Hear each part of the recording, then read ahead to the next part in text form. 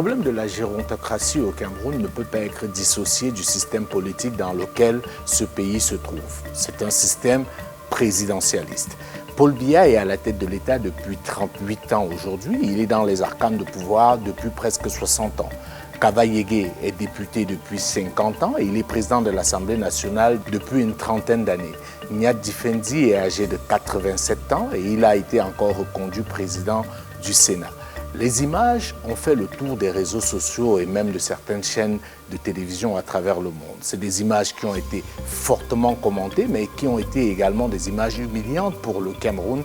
On a vu le président de la République du Cameroun, Paul Biya, incapable de monter tout seul les marches de l'Élysée. Il a dû se faire accompagner par son aide de camp et quelqu'un du service du protocole de la présidence française. On a vu le président du Sénat, Niad Difendi, incapable de faire une distance d'à peine 20 mètres en moins de 3 minutes. Les images ont fait également le tour des réseaux sociaux.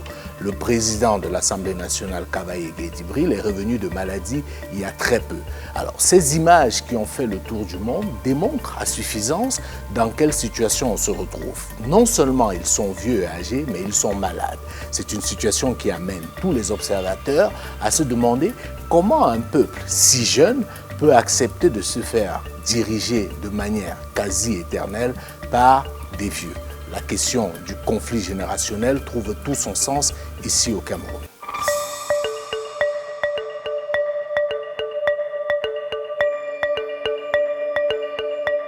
On a l'impression que les jeunes Camerounais ont décidé de ne pas agir. Et ils regardent en spectateur comment le pays est pillé, comment le pays est mené à la ruine par ces gérontocrates-là.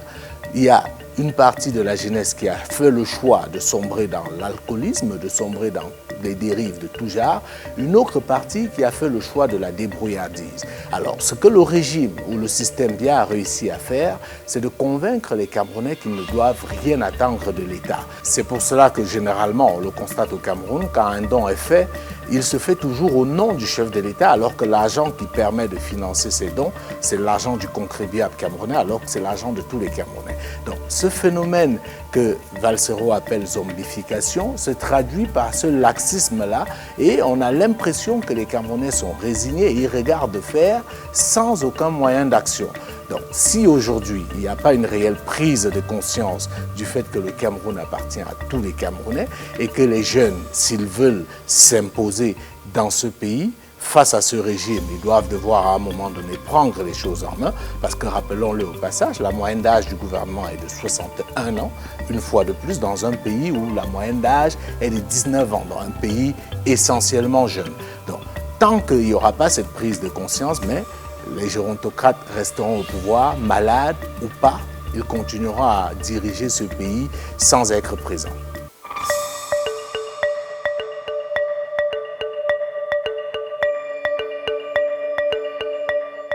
Il est évident qu'il n'y aura pas de solution miracle pour avoir une alternance au Cameroun. Seuls les Camerounais peuvent changer le Cameroun. Mais pour cela, il va falloir dire non à la compromission, parce que c'est l'un des problèmes auxquels on est confronté au Cameroun. Il va falloir affronter nos peurs pour pouvoir effectivement reprendre notre destin en main. Une chose est fondamentale à comprendre. Ceux qui sont au pouvoir savent ce qu'ils ont à perdre. Et c'est pour ça qu'ils sont prêts à tout donner pour ne pas le perdre. Ceux qui veulent accéder au pouvoir doivent alors, dans ce cas de figure, se donner des armes nécessaires, notamment en termes de socialisation politique, en termes de sensibilisation des masses, pour faire comprendre aux Camerounais que la richesse, une fois de plus, de ce pays leur appartient et n'appartient pas à un individu ou à un clan. Et ce n'est qu'en faisant cela qu'on pourra effectivement demander aux gens de se mobiliser pour leurs droits. Il est anormal que dans un pays comme le Cameroun, les détournements de fonds publics, la corruption, le népotisme, le clientélisme soient devenus des phénomènes auxquels on s'est totalement habitué. Donc, il y a, à mon sens, une nécessaire prise de conscience et que chacun accepte de jouer sa partition si on ne veut pas se retrouver dans le chaos permanent qui est promis au Cameroun.